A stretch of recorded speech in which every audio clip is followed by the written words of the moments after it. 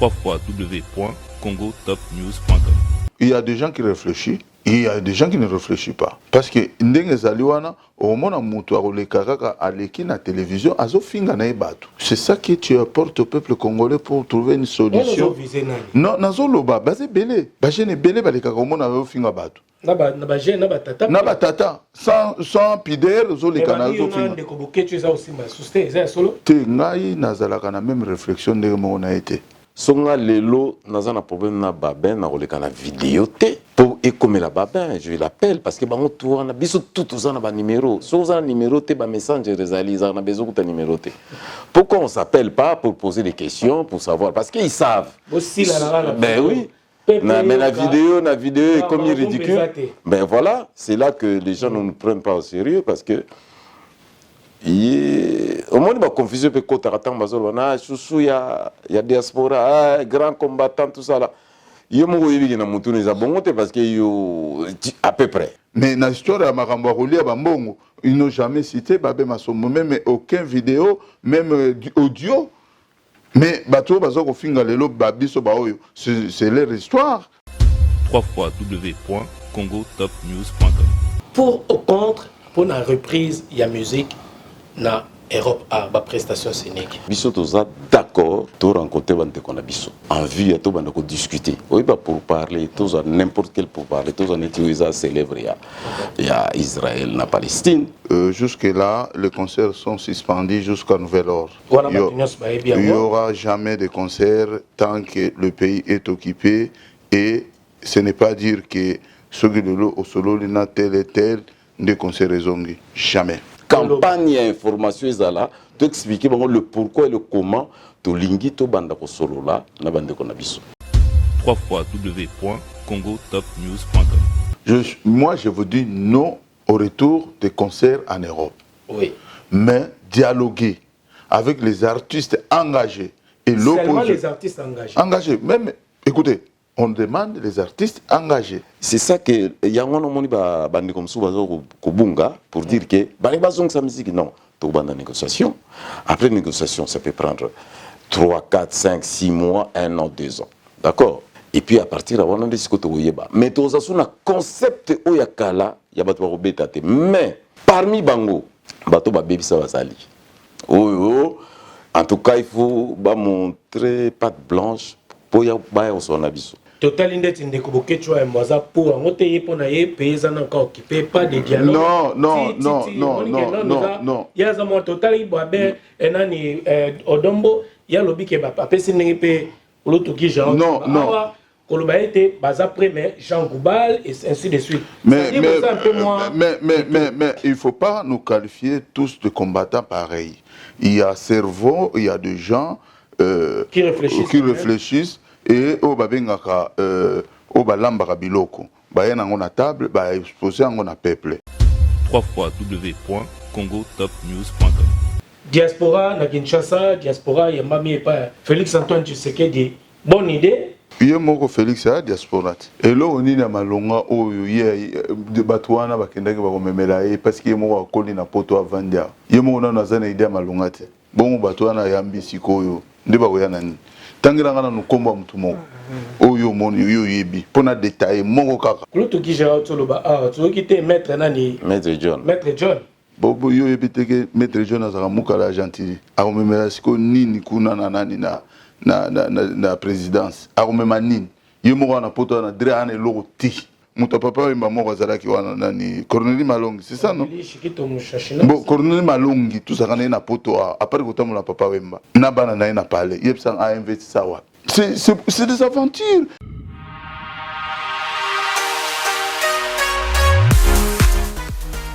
JBM Fret Service pour l'envoi des colis à Kinshasa, Congo-Brazzaville, Pointe-Noire et bientôt à Lubumbashi. Cabinda, très bientôt. JBM Fret Service, l'efficacité au rendez-vous. Suivez-moi.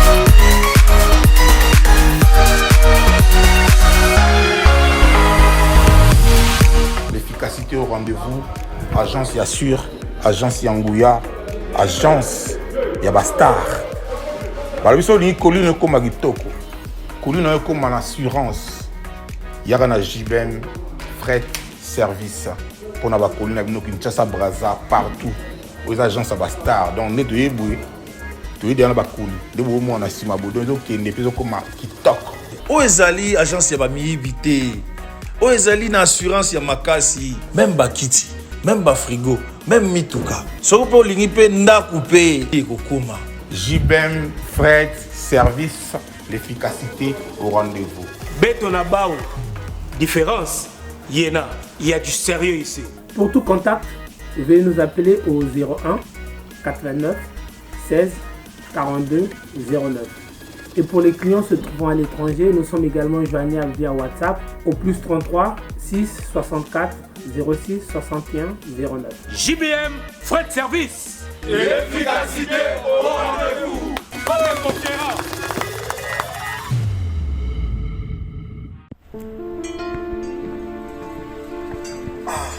Frère, parle-moi un peu l'histoire là de devenir propriétaire avec $300 seulement en Kinshasa. C'est quoi l'histoire? C'est pas facile, ce n'est pas de micmac, ce n'est pas de la rigolade, c'est vrai. C'est des jeunes entrepreneurs, ils habitent ici. Moi j'ai tenté, je suis aujourd'hui propriétaire, je paye $300. Je dis bien $300 par mois. Il va te faire les calculs. Tu vas payer pendant un certain moment après la maison. La maison est construite en 9 mois seulement. Mais toi, tu payes 300 chaque mois à Kinshasa. Tu as une maison de 100 mètres carrés. Pendant combien d'années? Payer $300. Bon, toi tu es mon frère. Toi tu es mon frère. Je ne vais pas te cacher la vérité. Oui, frérot. Je vais te donner tous les coordonnées. En tout cas, tu vas entrer en contact avec l'équipe. Mais je te dis, aujourd'hui, mes chers amis, c'est plus facile. Devenez propriétaire à Kinshasa avec $300 seulement. Tu payes chaque mois une très belle maison avec 3 chambres, 2 salles de bain. Je vous dis, les sommets. C'est bon. C'est fini.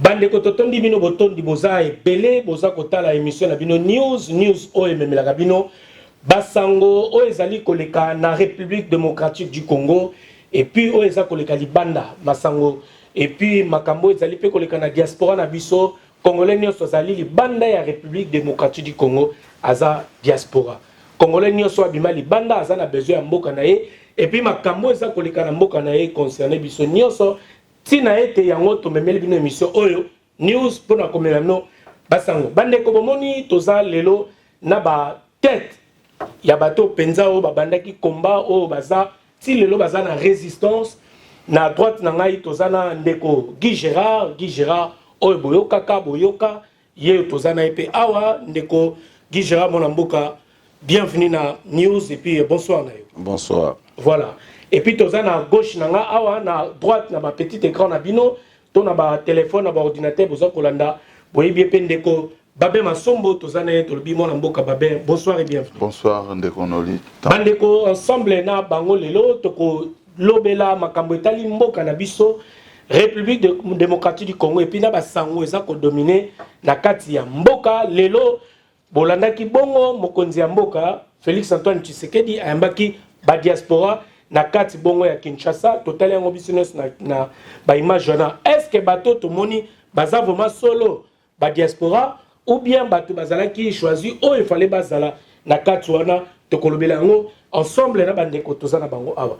Nous allons également parler na makambo yo boyebi bato mingi baza koza na diaspora awa sur les interdictions ya ba concert et puis to lobby na bandeko bosinga kibiso est-ce que nzela ya dialogue na ba combattant na ba artiste est-ce que zalaki solution ndenge ni bakoki kosala est-ce que bakoki kosangana mais suspect kuna balobi ke mboka eza occupé bakosangana nante jusqu'à ce que le pays sera libéré mais suspect koto balobi mboka etambolaka bongo te faut ko libérer makambo susu po misala etambola congolais nyonso se retrouver na musala na ye et également na actualité eza ko dominer surtout na mboka na biso ezali na est na nord Kivu oyo ya construction ezali ko sala madon ya Paul Kagame azali ko sala bongo ko tonga na kati ya Nord Kivu ba congolais ba telemi ba siliki balobi et ça manque à respect na mboka na biso banani baza derrière likambo et surtout construction ya banda kuana ville wana toloba nini cité wana moderne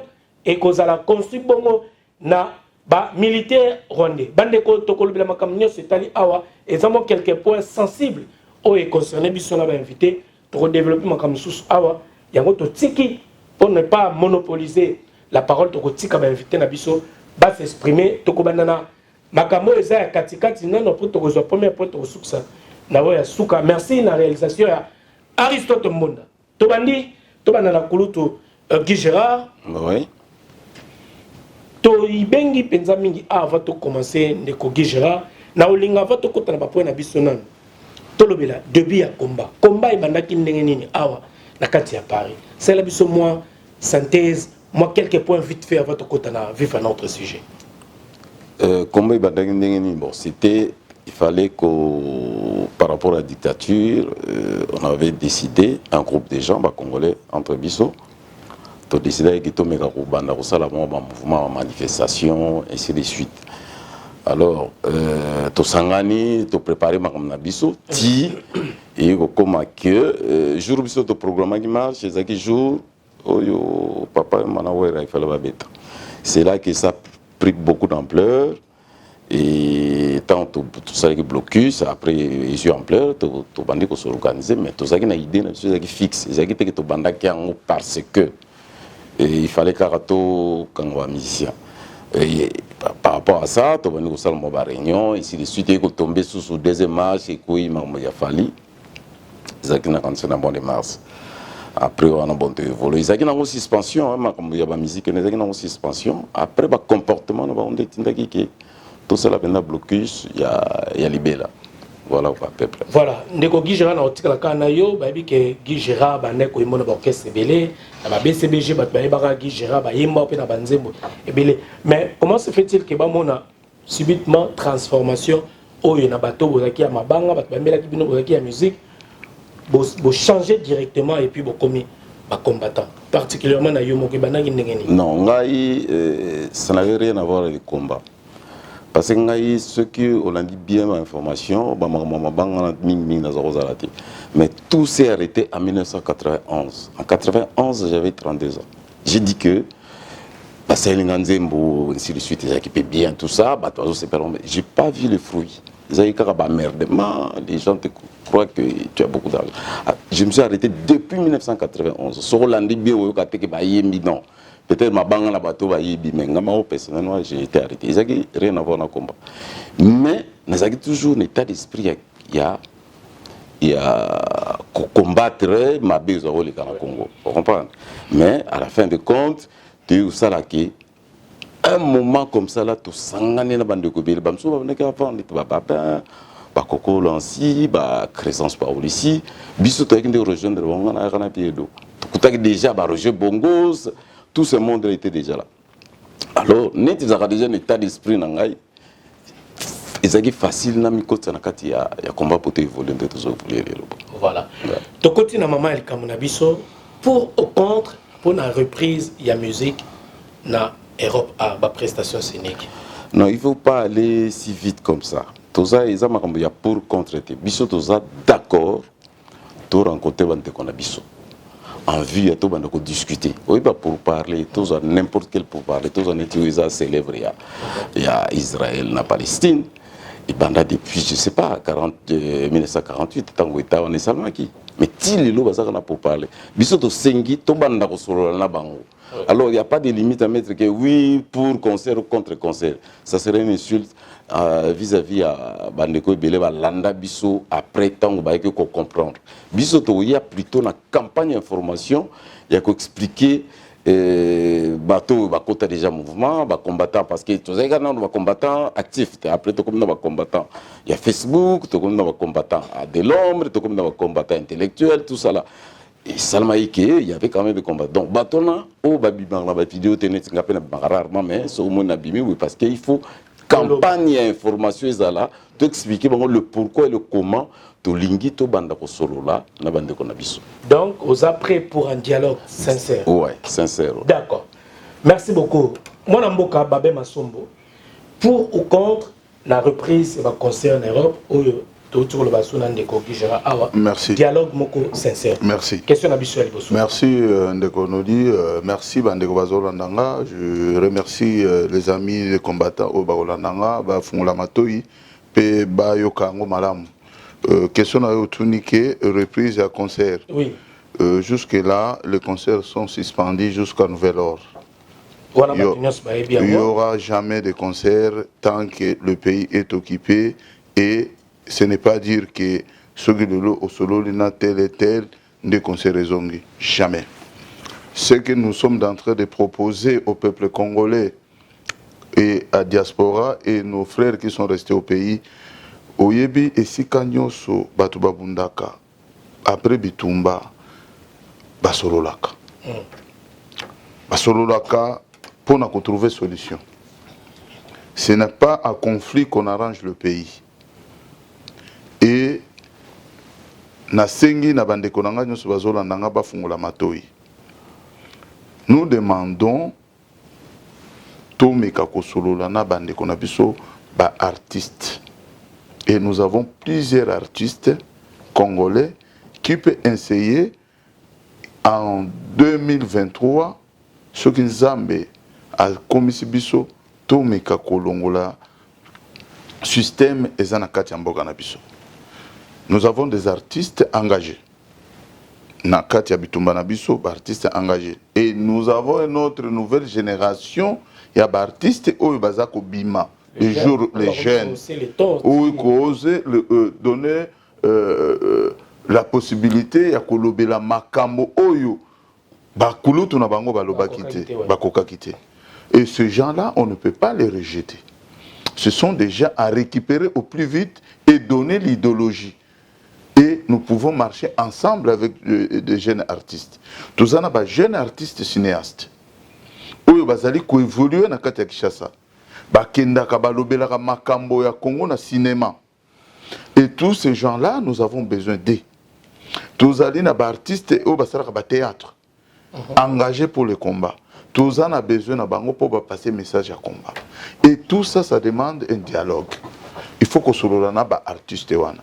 Nous avons aussi des artistes qui ont compris la valeur du combat. Autobanda ko bloquer bango. Peu ba insister que bazongi sa musique par la force ba ko quitter. Maintenant tous ces gens-là, il faut na société civile, na opposition, na combat, na résistance, ba meka ko fanda place moko, ba ça la charte de bonne conduite. Na 2023, nous pouvons avoir une solution. Si nous avons coupé sa force, to basculer système oyo izana kati ya mboka. Yangwana toza ko senga en fait, ce n'est pas avec les artistes. Les gens ils sont en train de confondre. Nous avons eu quand même 2 mandats de résistants combattants, nous avons eu 2 mandats de 5 ans. À chaque fois depuis 2011 jusqu'à 2021, ceux qui conseillent na mboka oyo tous les kakatosengi na peuple banile et le peuple congolais accepte facilement. Ce n'est pas moi, Babin ou Guy Gérard ou bien les autres qui se multiplient à millions.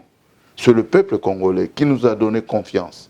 Mais à un certain moment, nous devons demander aussi à nos amis, c'est des propositions, de se mettre ensemble avec la diaspora, avec la société civile, avec l'opposition, qu'on puisse voir aussi comment on peut changer les choses dans notre pays et en même temps de conscientiser face à face avec quelques artistes qui vont accepter de signer les chartes de bonne conduite et à Bissoba combattant na opposition, na société civile, Tomé Kanam 2023, Tobengana Félix na Hippolyte Kanam na Congo. Donc pour l'instant, non. Mais on peut s'attendre jusqu'à après 2023, c'est au comprendre, parce qu'on le dit non. Non, na dialogue, non, na rencontre tout d'abord, maintenant là avec les artistes. Non, mais qu'on peut sa chance plus na nouvelle génération. C'est que j'ai compris.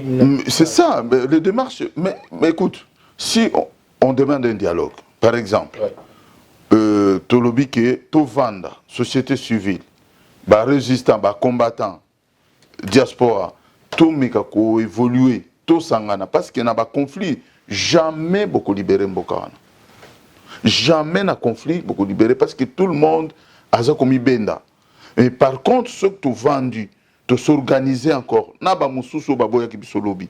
Na biso tu vends des places moko. Na 2023, je crois, au lieu bagarre bima, c'est le peuple qui va gagner parce que ba komona ke ba congolais ba sanganaki ba bimina idée moko. Et idée wana ndi yango ko pousse à Félix na politique kanambi libanda pe occupation ko sila na kati mboka. Mais ceux qui mutu na mutu azomi benda chacun pour soi, Dieu pour tout le monde. Je crois que mboka na biso écoutez qu'elle a jamais ko libéré. Dans ce Tolandi Ndeko Babin Masombo, pour l'instant, non pour la rencontre ou dialogue ou reprise, il y a musique. Moi, je vous dis non au retour des concerts en Europe. Oui. Mais dialoguer avec les artistes engagés et l'opposition. Seulement les artistes engagés. Engagés. Même, écoutez, on demande les artistes engagés. Pour vous, par exemple, donc on a sous question. Qui, selon vous, est artiste engagé ou artiste seulement engagé basa banani au Kogotango Kosala? Au répéto, autant il y a quelques artistes il y en a beaucoup. Hein. Comme il y en a Jean Goubal, c'est un artiste engagé. Oui. Il y a Marie-Paul, c'est un artiste engagé. Les jeunes qui viennent de monter, un père, tous ces jeunes, artistes engagés. Il y en a aussi les artistes. Karmapa. Bon, Karmapa, il parle. Maintenant, il n'est pas engagé à 100%. À 100%. Mais ce qui aningi koya ko solola ayoka message à Congo, message à peuple congolais qui voilà, nous voulons en 2023 et ba musicien nyonso oyo il y a opposition. Ba yembela jamais pouvoir en place et ba musicien oyo ba kondima ko yembela pouvoir en place en 2023 baza raye vina bango mobimba. Et toujours senga na ba artiste oyo babanda ko sa na biso concurrence ya kozonga sa musique ceux qui va comprendre que musique et kozonga sur l'Europe te bakota na kati ya combat ils sont bienvenus. On ne peut pas refuser. Le pays ce n'est pas le pays des combattants, c'est un pays de tous les Congolais. Mais chaque Congolais peut changer à tout moment. Et alors la mutu andimela raye souté mais un certain jour à bongoli motema andimeli yesu. Est-ce que ba ngana na lingomba? Ba ngana été. Même aujourd'hui, celui qui nous avait défié pendant un mois passé, Kofiolomide, ceux qui ont lobby lelo, na bongoli motema, na commis combattant, na eko rejoindre, pour mobiliser pour le peuple congolais. Est-ce que tu as na yo ou yambaye? Donc, selon vous, artiste a habilité ou bien autorisé à faire un artiste engagé? Mais je vous dis, ce n'est pas question musique et zonga, c'est une question des artistes, ce sont des leaders de l'opinion. Bango ne bako faire basculer mboka wana. Soki tozui bato wana nyonso na maboko to vandi na bango to expliquer bango il y a pas de la musique congolaise en Europe. Tant que nanu bosali boulot na binoté ya ko libérer mboka wana parce que ba yebi système wana eza na kati ya mboka wana. Jamais bako vanda na biso. Mais ceux qui bandimi ko vanda na biso cela veut dire ba vandi ba mobiliser na 2023 to basculer système où ils ont faire souffrir le Congo peuple congolais.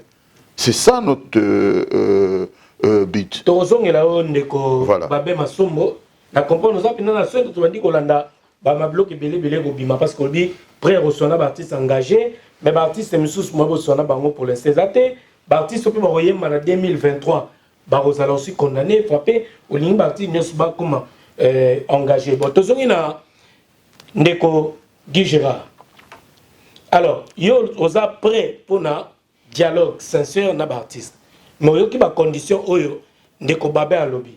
À lobby que avec des artistes oyo baza engagés. Nini oyo koloba na condition oyo ndeko Babin à lobby. Mon amboka Guy Gérard. Donc donc une organisation. Oui. Tolingi to sona bandeko na biso. D'accord? Alors ça serait un peu compliqué avant son aïe à Kena ou Manzembo. Ils sont un peu compliqué. Donc tout le monde a bien. Tout le monde qui bouille. N'engue ya lobby. N'a pas parti moussous. N'engue ya lobby. Tout le monde est musicien. Bah ya tout solo na bango. Ça se limite d'abord là. Et puis il y a des lotés négociations. Tout le monde qui est au au plus tôt au mois de juillet 2022. Ok. Au plus tôt. Et puis, des négociations, c'est ça que Yangon Omoni bandi comme ça, Kobunga, pour dire que, sa musique, non, tu as une négociation. Après négociation, ça peut prendre 3, 4, 5, 6 mois, 1 an, 2 ans. D'accord? Et puis à partir de là, on a des choses que tu as. Mais tu as un concept oyakala, il y a des choses que mais parmi Bango, bato ba baby ça va sali. Oh, en tout cas, il faut montrer patte blanche pour y avoir son abisso. Nous n'étions les Kinangawera. Ce sont des gens qui se sont entêtés. Il faut que Libaya, on n'était fali, qui s'est entêté à Libaya. Ils en étaient Kofi, ou à défier qui m'ont tout, il y a un homme qui comme actif, comme on l'a comme privé, il y a non, ces gens-là, il ne faut pas montrer à patte. Il faut mais la non, ça serait un peu utopique. Et vous allez que Bango moko conscience de me que non bato bagna. Oye bitam kombe banda que tout nga qui soit combat. La majorité des gens au bazo soutenir combat lelo musique betati parce que bamba biso mabanga. Parce que finga biso. Mais au fur et à mesure ba comprendre tant tout ça des campagnes évangélisation de ça dit tout moko tout kuta na wana nzela. Sur la perte des familles tant on a quoi expliquer.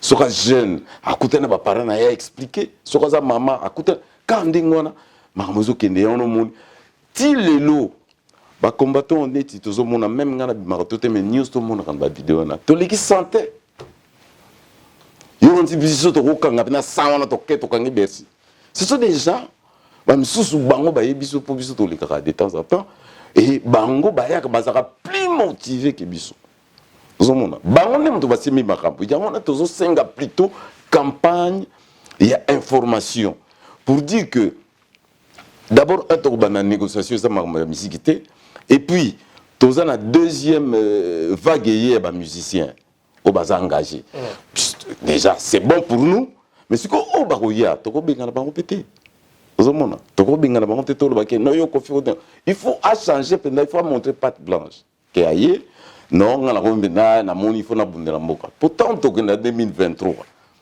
tant comme en 2023 ce bango to baza côté na biso. C'est là qu'on va voir Tamsouma Romegoza libéré tout de suite. Ce qui est donc tout le clair, ne poids pour tout le monde déloger bateau na bazo sakana biso. Donc pour nous vous avez besoin il y a un dossier là-bas artiste musicien au bazana Katiani. Depuis Kala, depuis to bana makambo yo na signalé rongo taiba makamte baba ben petit Kinoani comment il s'appelle Sylvain Kinois ba petit li Congo ba on va okanga déjà ba conseiller baza okanga te baza ko yande ko sala campagne que no bobeta masolo taba muniza bongote ti to comme siko ke blocus ozomona e banda kina ngoma lem do sikoyo to ko sala pe inverse boyana no to solo là. Parce que ni nango ici la raté quand même. Non, ça comme ça faut que solo la paix. Au bout d'un moment faut que solo parce que ceux qui bokangi au bout d'un moment faut que fungama. Mais on a le bien que banda awa na mois de juillet au plus tôt. Voilà. To banda ko solo là. OK. To ça la vient biso comme na Kantani Boma na kansi yé à recontacter biso. Biso to senga contacter. Il y a contacter biso et puis to banda il y a tout sur la modalité ça c'est déjà bien on dit déjà ça et ça va relax ce n'est pas focalisé seulement aux artistes c'est tout un clan congolais société civile et koya pour opposition faut il faut to bima na charte o ko conduire biso na 2023 pour to bengana système aux anakati mboka wana parce que bâtir la biso système et puis va créer des sous-systèmes moroboye na habité so ba congolais ba comprendre ngo donc et comment na mutu moko azo chapeauter Congo avant d'ina na ko moroboye akopo na mutu moko no litambalelo comme président no litambo comme président de la République a Thierry Binoye il contrôle tout ana ba code minier ana ba société non sur l'état na batunaye donc lui gère l'argent Donc, Binosko Bokanisi, na ba artiste ndé boko kakolo. Mais écoutez, non, écoutez, omoni. C'est ba politicien ba Non. Derrière toujours un leader politique, il y a toujours des leaders de l'opinion comme ba artiste. Omoni ba artiste congolais, pourquoi tout ça là bango kana? Il faut ba yeba yango. Tant que bazo mona peuple wana zo souffrir. Le seul bateau au bazaraka direct na peuple, ce sont des artistes. Parce que les artistes moko Congo ko kende ko beta na maloika. Avant comme na maloika, ko mona ba passe ya maloika ba mabulu banzala ba banda ko pola. Mais ça le moko za kuna abeti pe bato maloika pe baye. Pe ba ko expliquer ah wa papa toi kana banzala ma ezala kati. Mais les artistes congolais ne veulent pas aider ces peuples-là, ba même un message na ba politicien parce que le même artiste que je vous dis que Aouti Maloueka, le Benatongo au côté d'un bureau, il y a PDG Moko, au côté d'un bureau président de la République, bah on sera pépé, mais à quoi même un message à Batou Amona qui l'obéna soir. Ah, président vraiment, Nakenda qui vraiment na Maloueka, mais Makamuna Kouté Nango Kuna président, il faut bêta moi tout. Message est comité. Mais Congolais, Baptiste Congolais Rolobataire, avant dit, Azobeta Lolombo na ya Azumbo, Mbongo na ya Azongi. Donc il va jouer G. Côté moko bazana peuple, côté moko bazana bato ba onyoko la peuple. Donc alors système on ande yango yo bazui kanai. Et puis kanai ko silate parce que to solo lati. Et puis bazola na makambo peuple té. Pour ça kanai mon frère, vous to la vérité. C'est qui kanai parce que c'est qui eloko o biso il fallait que to kanga yango pour souffrance à peuple yo kana. Na kanisi bande konyo so bazola nanga. Ndenge kulutu ki Gérard Alobi. Soki réellement il kambouane et salami et que les combattants sont résistants à musiciens. Non. Il y aura tout un statut à la société civile, les politiciens de l'opposition, les résistants combattants à patriotes. Quels les politiciens de l'opposition? Mais tout ça, n'est pas le pouvoir. Tout dialogue n'a pas gagné. Pour nous faire souffrir. Mais nous diriger dans le but de 5 matins tout compte na poto ko isa bango. Yo quand tu as besoin tout soit na bango. On va dialoguer na bato va ça la biso passe. L'opposition no okuta na bata FCC. Non. Non. On dit le vrai opposition. Le vrai opposition to yebani. Moi, je ne peux pas mettre à la même table. On a sélectionné pour qu'on a okuta na bata PPR. Na lobby PPR des en opposition. Mais na lobby moi pour moi. Yo kan expliquer. Moi pour moi, PPRD et l'UDP se sont ensemble. Moi et je vois pas PPRD ni Niazanaka opposition parce qu'hier ils nous ont fait du mal et ils ont changé tout. Au lieu de mettre Faïl qui était élu, ils ont parti chercher leur leader. Oyo masa na bango banda collaborer banda ministre baza sika morot Fayulu FCC bango nyos baza sika bon wana eza table ba politicien mais nous savons de opposants qui sont na opposition zo lukana okuta croiser bango non ngana croiser mututé na croiser peuple congolais voilà merci beaucoup mais ngana tuno mutula moko afana zongela ndeko Gijera pourquoi seulement les artistes musiciens pourquoi vous s'attaquez seulement aux artistes musiciens question mutuna mususu yango. Mais vous savez, je vais vous dire la vérité. Art et musique à Congo, richesse et musique à Congo, il y a un autre visa qui peut souffrance à peuple yokana na mokili. Ezaki likambo ya kotala eloko nini oyo mokili sepelaka mingi koleka diamant ya Congo. Ezaki musique. Yangwana omone ki biso to blokaki et puis sans vous mentir, là où il y a un deuil, là où il y a un problème. Et il y a avant beaucoup bana bobeti musique maintenant ce que bolingo bo solo là ou bien bolingo bo lo balikamba munene beaucoup tia musique en même temps bozo solo là mais non il faut bokanga dans nos musique c'est là où on a dit non notre pays ça ne va pas il faut qu'on arrête un peu de jouir ya koyoka ba makelele ya koyemba yemba et se distraire peuple zo kokufa to bloquer na nosika oyo total nini ekopesa nini bon moni quand même un résultat. Mais résultat bien de combattre ma somme. Résultat ils fête ba mariage, ba fête na bino bokenda na banda ko continuer toujours ko comme. Non yoza intellectuel okutuna nga question anati. Mais non yoza. Et cette question moi ba question yoza bande ko mingi 2 minutes. Question na nga na banda 2 minutes. Na ba fête lelo par exemple soko bali bien moi no bali roloba ke musique betate parce que Congo na roboyati. Est-ce que biso topekisi bango bakota ba studio topekisi bango te musique wana babeta bayembaka yango na ba studio batinja yango na ba radio na batu oyo bazo souffrir na Congo ba yoka musique na ba radio non est-ce que bopekisi bango biso tozo ko pikisa nde entroupement et ko distraire peuple na Europe surtout au peuple congolais éveillé au bazo surveiller mboka na bango ko yo soko yoki musique na ndako na yo moko na ba na yo ou self fait na privé ba concert privé beta makanango bengi mutu na moko bo sepelaka na ye au sel mo karaoke na on a parlé to go déranger na ndako mais non ko tiende fuluté obo sanisande batu nyonso o ngai kingandi na ye na fungoli salle à 30 000 personnes bo sepela a même non ça ne va pas et puis lobi kuna makambo so na Congo parce que makambo to kangela ki yango ezaki ndenge ni soki likambo moko lingo sala ma ya fona Congo bako tinda ba musicien wana oto boya wana ba ye wana poto ko distraire bat o ba beti Congo eloko moko bo o ba attaquer Goma. Mais biso ki di bawa tozobina le temps tobini samedi bokola muka dimanche ya kolemba moi bola na makambo na bino ezalati c'est pour cela on dit stop et stop one ezoko continuer jusqu'à nouvel ordre. Merci beaucoup Ndeko. Voilà. Babé Masombo. Ndeko Gijera ni Ndeko Koloba, pourquoi seulement les artistes? Pourquoi qu'on touche seulement les artistes? Alors que nous avons la musique est bête en la fête. On a banganda partout tous autres que même na banda tous autres mais pourquoi on touche seulement na artiste ba ça appelle ça la bang non ndenge moi pour non ngala za pour rien du tout il faut pas ko baxela ngaba ma comme ça na lobité je na ozonga boy na lobake sur l'année processus c'est un musicien pas comme on a mbongo par exemple Sotali bien. Tout le monde de Michael Jackson. Combien de concerts il a fait? Tout musicien qui se respecte, à Bandaranan, a fabriqué un monaïe, avec ce bandécon. Ah, il a bien. À qui a mon bandécon musicien, va préparer, bimi.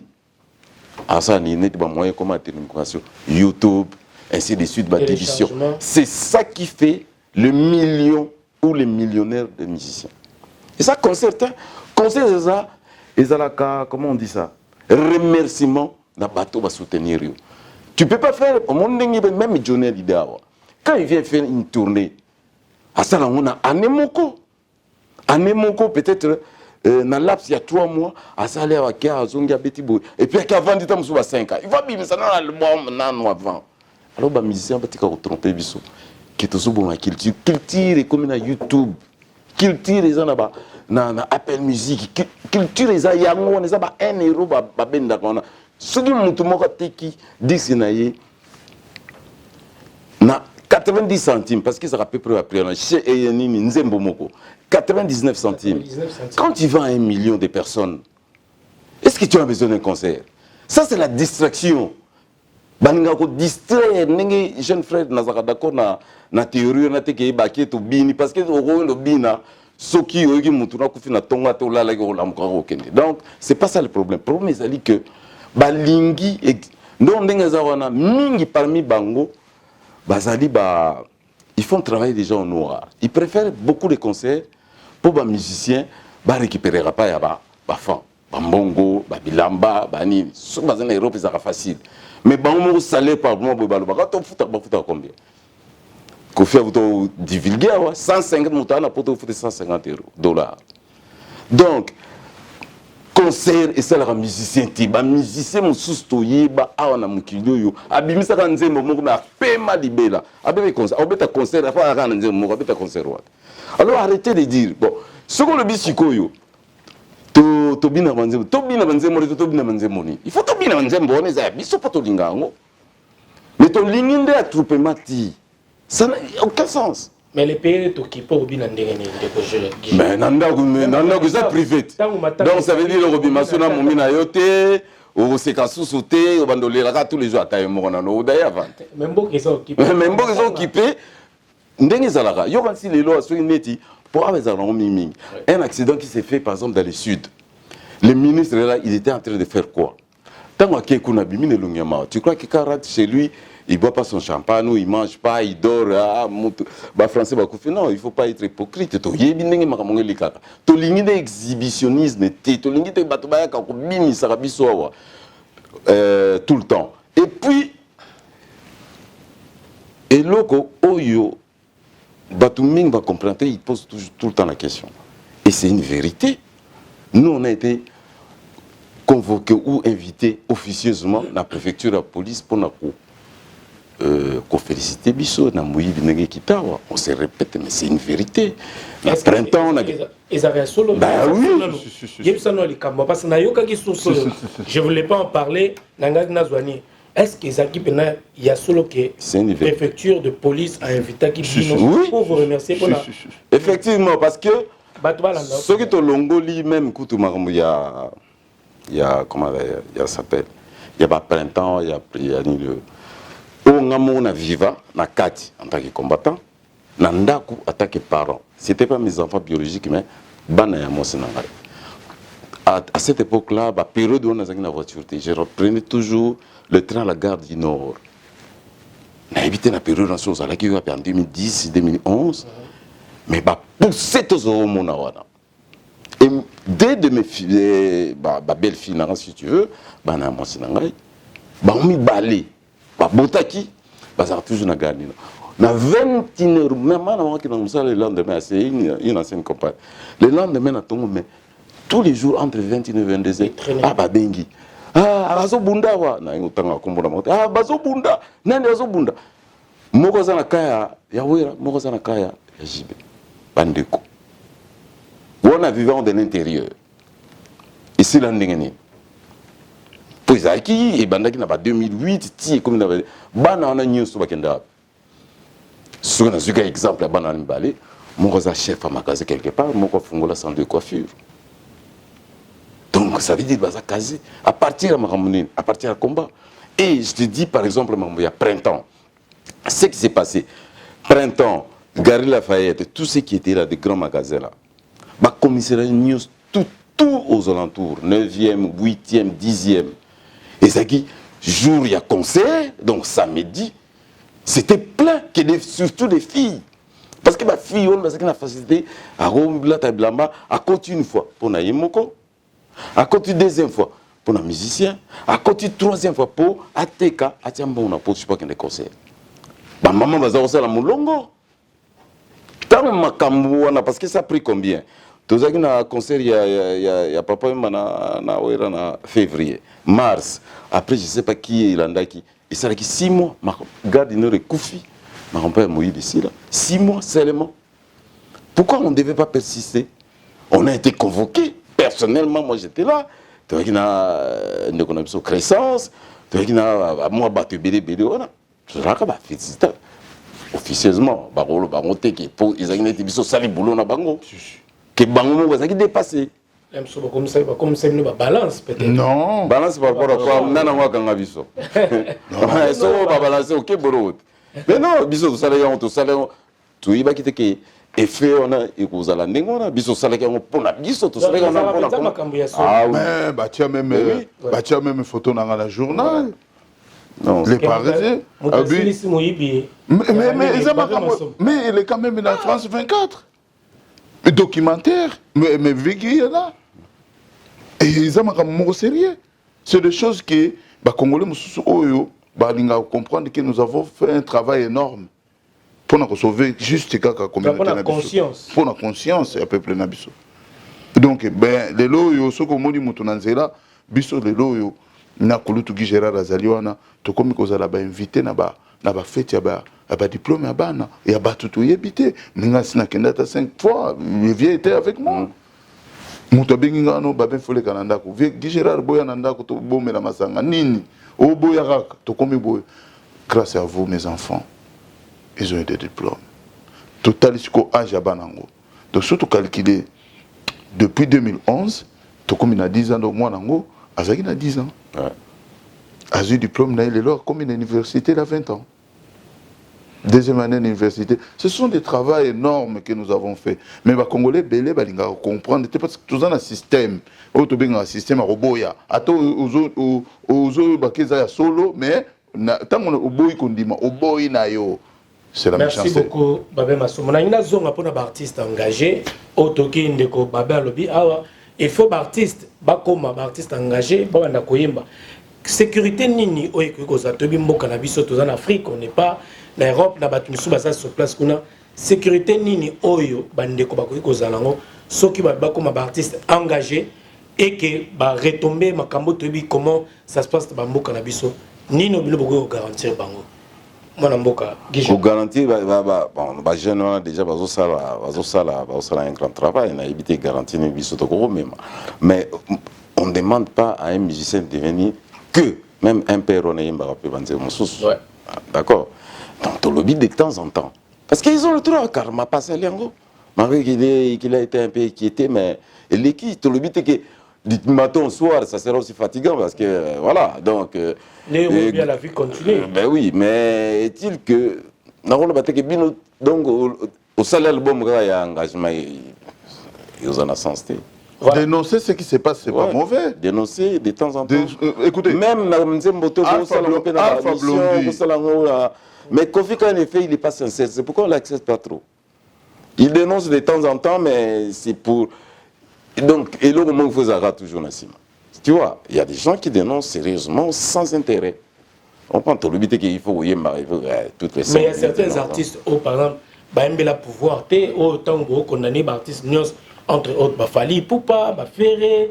Artiste misusu basé belé non wana ne baimela ni te wana ba bateti ba yebi cause o ba yebi to solo na bango bato wana to tangi pona ko tanga so ba kombote po talaka bazande batiti au moins tant que to bandi événement oyo j'étais tous les jours avec mon jeune frère wana uti ko tanga kombo tous les jours comme un ami to kutana na place moko boye et pas ya Godé Kimani je me souviens bien vient de mais il y a un peu de combattant vous avez net McDonald's vous avez à Londres vous avez Natala et bon Natika et Aken vous comprenez au moni ba manquement na donc aux autres là et là on a canaille na seki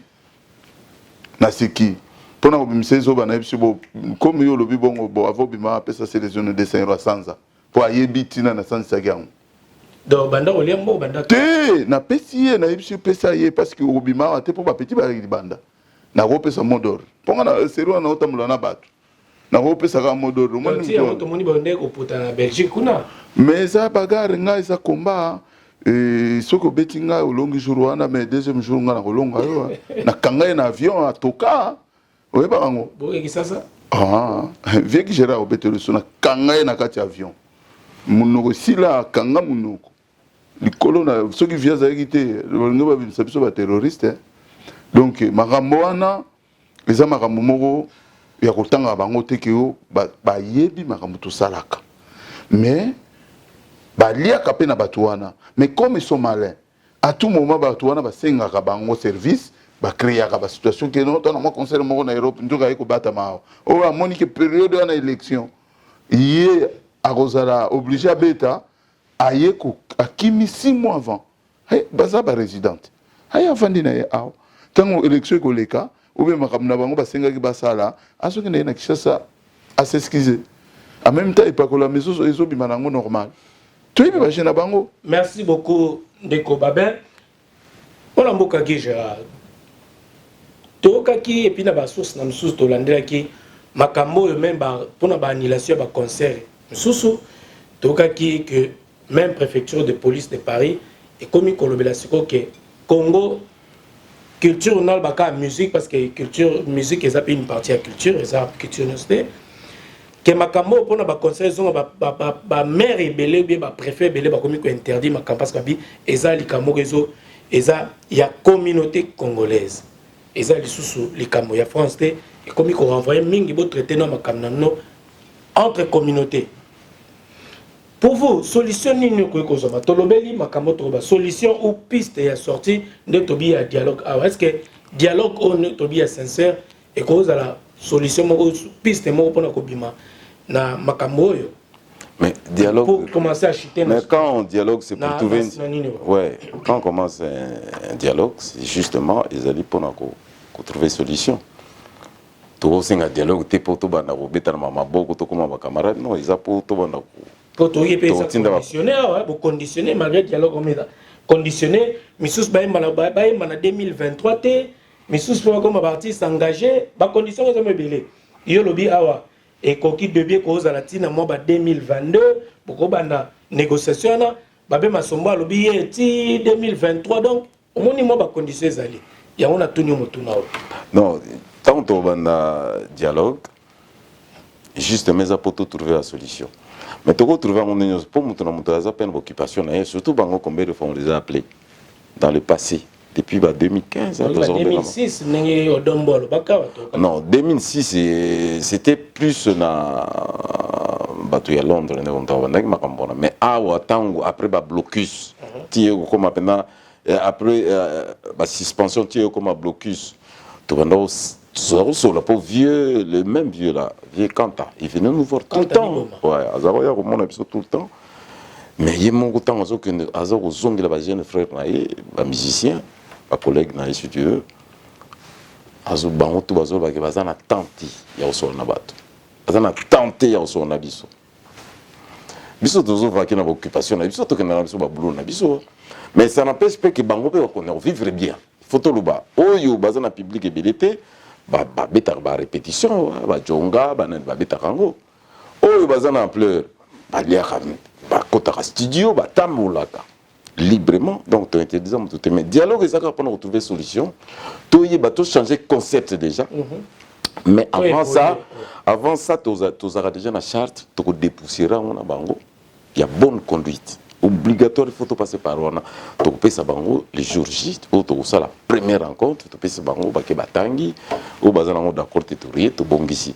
et puis tu changer concept et vous assoutez toutes les 5 minutes donc ça veut dire que batu ba sali base na bango na Paris pour base la kaka na Paris ba sali base ake Canada abeti pendant un mois azongi na base na yawa alke Londres ake Allemagne azongi ake Suisse azongi donc base zawa na ba musicien mususu to bazotikela bazokende sous pour à expliquer chef que non on a matolo moko fona sala ou bien non on a zokende zo voiture ba pele tu vois tout ça là ça perturbe tellement le monde donc on peut pas refaire la même chose sinon on va connaître la même chose donc tout ça là obligatoirement tant aussi sa charte de changer concept il y a pas conseil de changer le concept des attaques pour conseiller Robert toutes les 10 minutes quand même on est comme ils ont parce qu'ils ont d'autres intérêts dedans mais conseil Robert conseil remerciement na ba fan ngai ba somelinga ba nzembo ba matinga likolo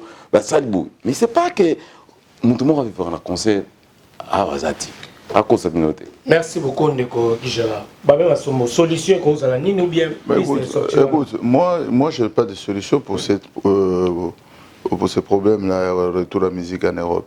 Moi le problème c'est qui m'intéresse souvent dans mon artiste congolais c'est basé dans makambo ya mbokati et bato bazo kokufa bazo loba côté mais bazo ko merder biso kaka ko ya ko beta ba musique soki na landi kulutu Guy Gérard bien moi pona ngai soki ko solola na bango eza ko salela bango charte baza na courage ya kolobela ka makambo ezoloka na mboka na bango ba mobiliser peuple congolais ben pas simple journaliste comme toi hein collègue nayo par exemple Oyo Azarabusolo il le dit ouvertement mais ce que tu es artiste devant la télé ou toute une question il y a makambo ezoloka na Goma atatonner a comme ko beta na ba solo ya poto ça c'est grave pour un leader de l'opinion ça moi je suis d'accord que tu vas te expliquer bango moni bino erreur na bino oyo lelo ti lelo musique comme ti na 2092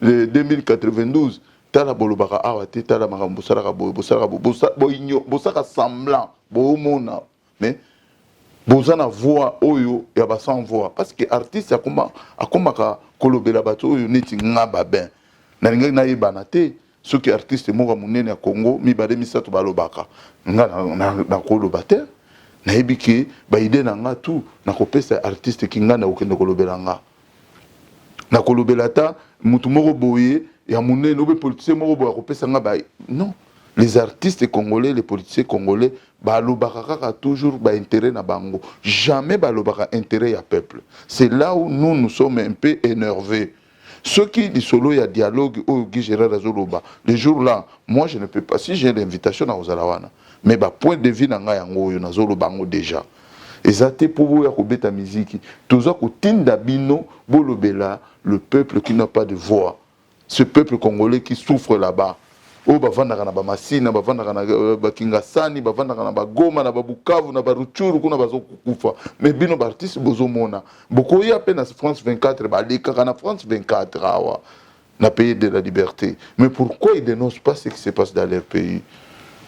Voilà. Ndeko Gérard, rapidement to comment d'accord quitter na sujet au poteau sujet ami balé. Pour na yo nani et puis quand est-ce que rencontre que Salama par exemple? Ben c'est bien koki na ibisho toko ba rencontre un peu moins na kuku ezanango et ozanango na vieux ezaka na vieux to mona mission to na vieux na bino ezanano to mona des vieux kantani bo to kantani bo ouais c'est ça ba artiste ba Hollanda bi bato bazana bezo ba kutana kantani bo ma bas baba nando sona yo ouais to banda ko sona na vieux mais mon cher il faut vieux éclaircir bien. Et ça, les Cambotés qui sont des musiciens, il faut tous les groupes de musiciens, il y a quelques combattants. Il y a les combattants de Londres, il y a les combattants de Bruxelles, il y a les combattants d'Espagne et partout. Il y aura une délégation. Nous-mêmes, déjà, les combattants, nous devons. Na idée, il faut qu'on soit là, Baninga. Parce que Baninga, tant que l'idée est obima, l'idée n'a pas de et puis attendre mais total indette ndeko boketwa mwaza pour ngote yepo na ye paysan encore occupé pas de dialogue non ya za mo total iboabe enani odombo ya lobi ke ba apesi ndenge pe oloto ki genre non koloba était baza premier Jean Goubal et ainsi de suite mais il faut pas nous qualifier tous de combattants pareils. Il y a cerveau, il y a des gens qui réfléchissent et au babengaka au balambaka biloko bayena ngona table ba exposer ngona peuple au moni soki veut kulutu ki gera tango azoloba ke to vanda to solola c'est quelque part pour ba cliquer pe makambo na biso et pas ya ba artiste parce que comment neti ba ennemi to kutana kate vous comprenez et bango pe ba comprendre ba yana makambo na bango et tant qu'il y a une association et ça que to bengi 3 4 non ba stadi groupe na bango ya ba association ba artiste ba yé ba combattant pe ba sali lingomba na bango les artistes aussi doivent se concerter oui entre bango sélectionner ba on nani ba ko non il y a pas de sélection il y a pas au préalable il y a pas de sélection bato ba montrer patte blanche o ba oya basola na bosolo ozomona ndé baromona vieux na mutaosa la sélection entre bango mission nous on n'a rien à voir là-dedans parce que tout le monde a bango pété et ça personnellement pour l'instant tout le monde a bango pété tant biso awa ndenge liki autour ba poto mona ba société civile tout le monde ba association tout le monde ba politicien je sais pas mais tout le monde a pas ba combattant normal entre biso ils en à Londres partout tout le monde a bango tout ça la ba réunion pour biso mo d'abord il fallait to ba nos réunion awa. Je crois que nous sommes à Londres, nous sommes à Bruxelles, nous sommes à Hollande, nous sommes à Bissau. Tout ça, c'est notre première réunion. Non, côté bloqué dans ma case. Donc, tout ça, les premières réunions, tout à l'heure, tu évalues ce qui te correspond, tout ça direction. Parce que ce n'est pas à moi de décider non plus. Donc, tu as une décision. Et puis, on peut côté dans tout va nous passer dans rapport c'est tout l'association Isali ba politicien pas mais na kati ya makambo par exemple idée moelinga soki politicien beaucoup bien ministre par exemple la culture ou il y a information bien ministre moko ya jeunesse aligné à côté na makambo pour la médiation est-ce que vous après avoir accepté question comme tout non on n'a pas besoin là on c'est là et aux années on n'a pas connaître ma solo na parce que tous sous autorité na bango ceux qui tous sous autorité na bango oui. Mais là, pour l'instant, tout ça vraiment dehors de ma gouvernement. Bango, ba politicien wana o tangi ba ministre wana, bango ne ba financer ka bato wana po ba ya ko boma combattre. On n'a pas le temps à discuter. Biso toujours ko vanda na zo répéter le ba combattant, on va s'organiser. Celui qui ne veut pas, on va être clair parce que au moniteur on peut ça na ba idée et groupe de réflexion. Toujours là tendance ni toko mema batu nyonso pour na 2023 tous la solution à Congo. Vous comprenez? Au moins tendance surtout ba kendaki na Genève. Ce qui Félix na caméra ba boycota ngote. Obi ki ngesa la que de part ya système ya système mabe izana Congo ngeken. Maintenant si nous vraiment tolinga mboka wana, tout ça na moro ya peuple wana. pourquoi tu vendre biso tout dans nos combattants ba résistants biso nyonso to vendre nanu to sololi to lukina no bomoko parce que bomoko nde salaka et ça division té parce que moni mutu azoboya bomoko azoke na division donc son intérêt dedans situation oyo au moins situation tout ça le monde est appelé à évoluer toutes les au moins situation tout ça na ngolelo no litamba mutu na mutu est éparpillé babe masombo na kulutu no gijera na batu mususu bazala basolo makambo komba na ndenge na bango batu mususu basolo na ndenge na bango maintenant soki to vandi na no biso nyonso biso to combattre botika na système yako soki mutu aye na idée ou be batu baye na idée bo kosi mbala moko bolobe balie mbongo omoni ba congolais ba komana ba système moko boye tant que ba moni ke batu ba komina koya na idée ya bien place to lilaka elinge kufa bale ba cliquer batu moko ke bazwi mbongo baza corrompu nana ko corrompre biso na ba idée biso zanango donc c'est pour vous dire que ba combattant ba résistant o yazana besoin to sangana to benga société civile opposition na ba artiste ba rondima que to libérer Congo en 2023 nous tous ensemble parce que beaucoup libérer Congo na ba groupe puisqu'il té toujours mon akutu ba groupe puisqu'il y a ba armée ezoko même pas ko kanga territoire té bongo biso ba civil tolubaka toujours sengande population ebima ebenga na système ezana kati ya Congo mais to kabwani na biteni quand ce peuple là il va évoluer pour libérer mboka. Merci beaucoup mon mboka Babé Masombo to komi na po ya mibale de Kogi Gérard diaspora congolaise ezalaki reçu totali yango awa epai ya mokonzi mboka na Kinshasa tomoni ba délégation epai bato bauti ba États-Unis bato bauti ya France pe na mona mo bandi comme sous-soir diaspora toloba o ezalaki reçu lelo na Kinshasa idée wana tout d'abord omoni yango ndenge nini c'est une première toloba bongo na ba gouvernement eleka batikala ko yamba ba diaspora te mais tomoni mokonzi mboka yambi diaspora wana pona yo c'était une bonne idée et puis bato bakendaki wana depuis que basala une sélection c'était vraiment des personnes qui représentaient la diaspora congolaise. Ben on a toujours posé la question puis de répondre. Maintenant il y a une question qu'est-ce qui c'est balobini na kati ya makamona ya diaspora qui tibaye ko ça nini? Qu'est-ce qu'ils ont venu faire? Otali en moté? Non, on a attendé en moté. Akina musala lelo parce que riba yambe ba lelo. Ah longo musamba mona yipana yo. Non, j'ai pas vu ça, j'ai pas eu le temps de voir ça. Mais est-il que j'ai eu vent de ça, début, Tambayaki, ils ont trouvé quelques têtes, on leur a posé des questions. Maître John Moutaïna Idewana, Maître John, je ne sais pas avec qui, Batumso Baleke qui n'a pas ça, ça. Et nous sommes les endroits habitués à COP. Ils ont la coopération, qu'est-ce qu'ils vont nous ramener? Même la nini, même la industrie, même la société, créer un emploi, simplement on s'est retourné vers le chef de l'État, et puis c'est tout. On est ça n'a pas de sens, selon la diaspora, parce que la présidence la ministère de la diaspora, diaspora, c'est où tu vois. Parce que sur la diaspora, la diaspora, quand même, on a ta tête, moi, en tout cas, je ne suis pas au courant, déjà mais il y a quelqu'un qui vend que la diaspora intégrée. Je ne sais pas. Les diaspora congolaise, en tout cas, je n'ai aucune idée de la situation. Je ne peux répondre tellement comme on a habité. Je vais m'informer, mais bof, je ne suis pas au courant. Voilà, donc voilà, tu as aussi une talent, mais Bayambi, Bangonde, Toloba, diaspora, ils ont reçu. Mais tu as habité, Bakir Sani. Ça, Bakir pour l'investissement, rencontre. Ah, Bayana, un bon, on a bon, quoi.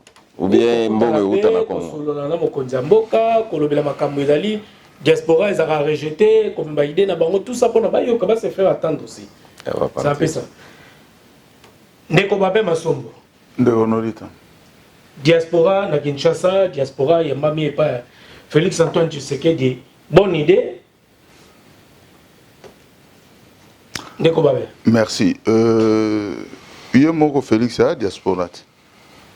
eloko nini ya malonga oyo ye bato wana bakendaki bakomemela ye parce que ye moko akoli na poto avandi awa ye moko nano aza na ide ya malonga te bongo bato wana yambi sikoyo nde bakoya na nini tangelanga nanu nkombo ya motu moko oyo omoni oyo oyebi mpona detaille moko kaka wana komi oposenga baquestion te natuni non natuni kaka yo nde otali nga natali te tangaka nkombo ya motu moko oyo ya diaspora wana oyo erepresente biso wana mpona explike bato na bafonction na bango wana poto mpo nga nasalaka nayebi bato tanga kaka nkombo bato baza ebele neti nani par exemple wana komotunanga motunanga na biso nosopanga nini nabangi eloko te me na biso kaka ke bato bazalaki ebele délégation chef ya délégation ezalaki nani mais nga natali te il faut éclaircir nga kulo toki gérard toloba awa toyoki te maître nani Maître John bobo yo oyebi teke maître john azalaka mokala ya gentil akomemela sikoyo nini kuna na nani na présidence akomema nini ye moko wana poto wana dre ana eloko te abanda kokengela baboite azwi mbongo mokolo nini mpo ainvestir eza balolombo te ya basystème te bacrée lobbying moko boye mpo babimisa na présidence mwa mbongo moko boye bakabola bamela masanga tala niveau tala niveau ndenge bavie wana baosala congo mais papa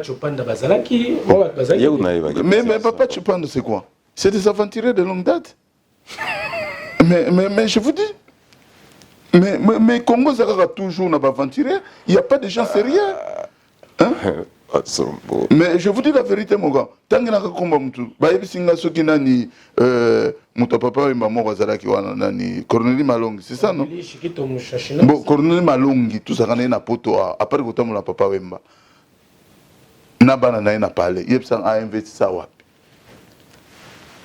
c'est des aventures de créer peut-être la production non quel lobbying et ça système na biso moni Congo vivra toujours na ba petit système o nga na boyaka pour créer moi idée pour qu'est-ce qu'on a présidence pour que ça biso ba moni bino bo tu poto oui et puis ba yambi bino na président de la République le président na zanelo wa salate ayamba ba aventurier mais moi je voulais poser la question na tona no na mitona tant yo talaki mission ba projet na nzaki nini na recommander projet na ba yango pour comprendre c'est ça aussi le problème parce que ceux qui allaient qui kamoko qui très lourd neto monaki ba msuba yaki avant baza pe ba aventure mais ba yaki ba étaler quand même et le royaume ko sala et pourtant bazaka déjà na bakini ya batwa bazaka déjà na bakini maître John Anakin wana msuna monaki na mission ya Jean-Marie Kassamba bazaka na kin bazaki mo ibele wana bazaka mo déjà na bakini alors diaspora congolaise acteur de développement quel développement ils vont faire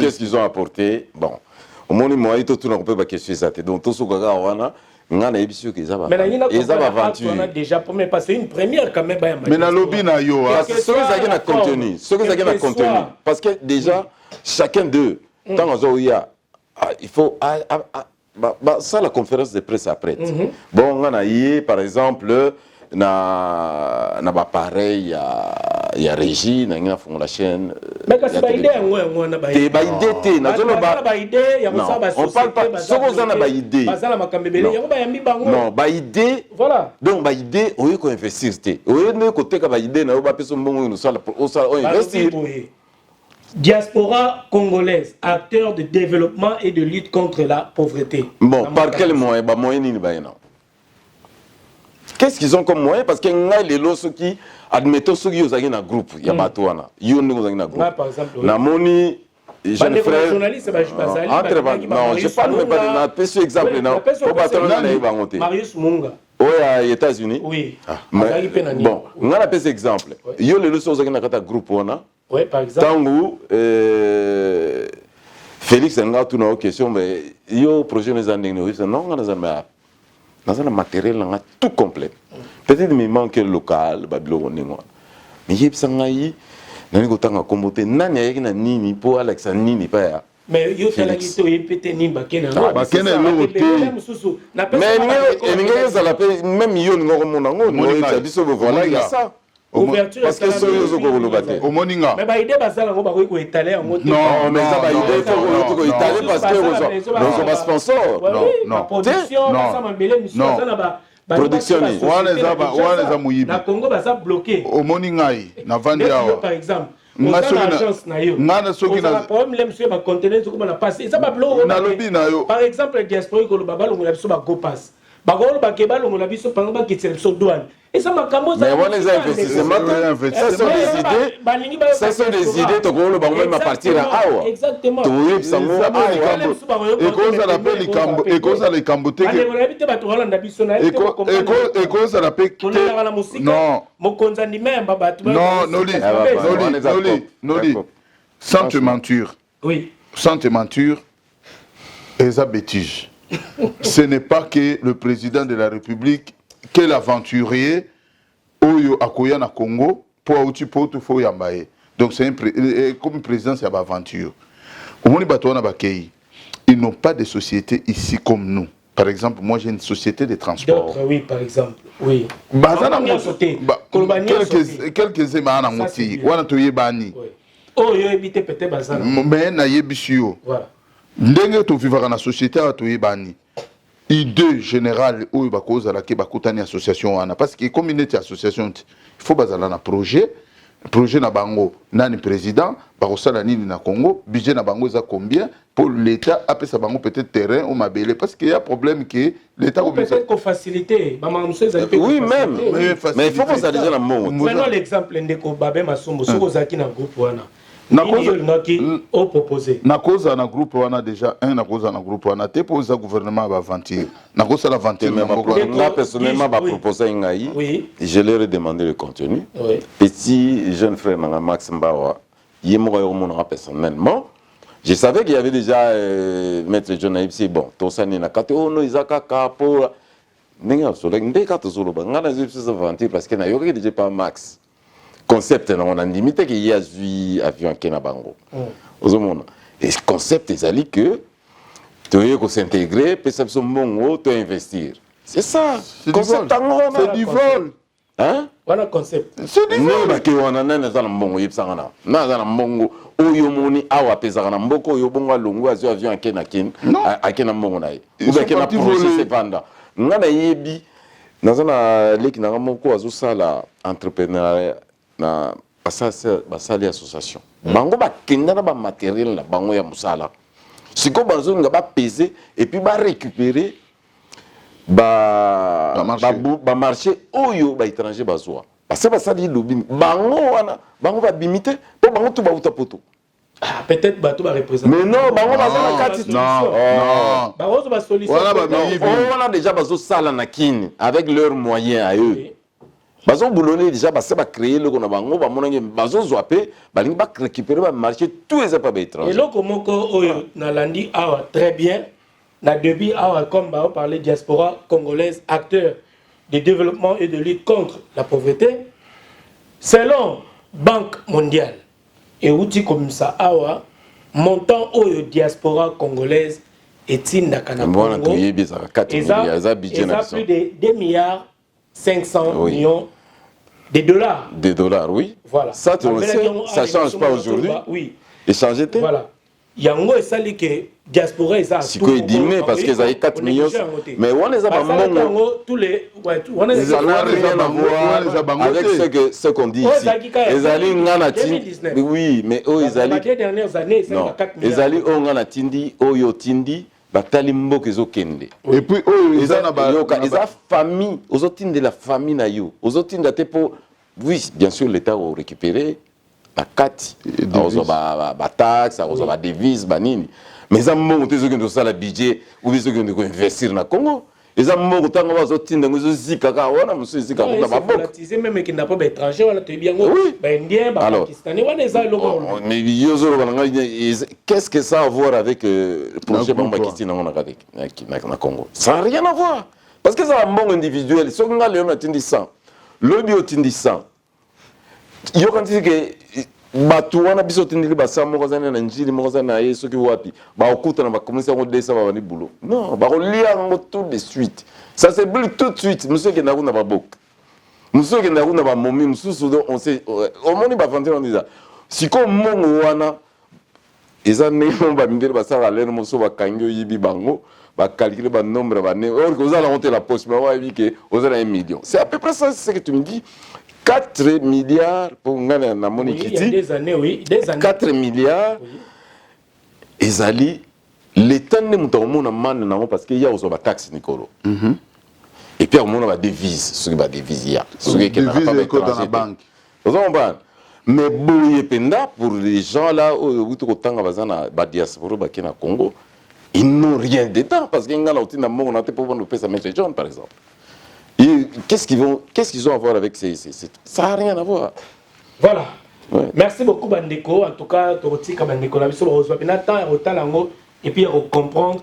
On est une façon de remercier diaspora pour la contribution à Bangonde Basala la Mboka Congo. Na matanga, sur la professionnalité, c'est compliqué. Na makambe belé Bandako Bandeko en Afrique, diaspora ne mututo sungarami. Bah on doit bénéficier d'un pour laquelle balinga qui ko valoriser diaspora na pour na makambo ça million mon cher. Yani yango balobi développement acteur et développement et lutte contre la pauvreté. Ça n'a rien à voir. Ça c'est une confusion totale.